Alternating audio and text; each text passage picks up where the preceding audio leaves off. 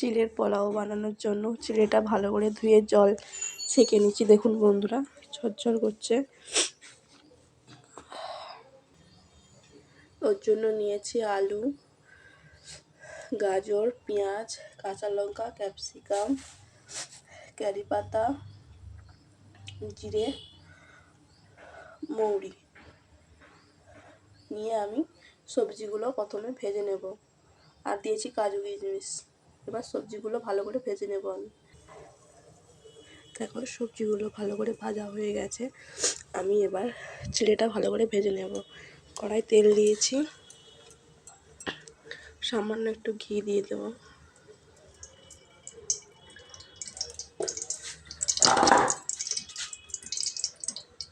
একটু কাজু কিশমিশ,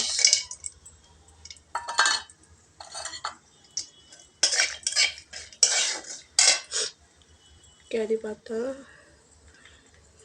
মৌরি আর জিরে দিয়েটা দিয়ে দেবো।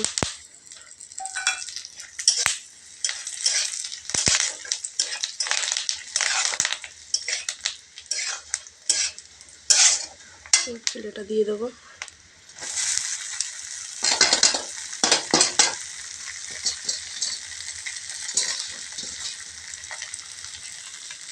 ভালো করে ভেজে নেব চিড়েটা। এর মধ্যে একটু পরিমাণ মতো লবণ, একটু হলুদ,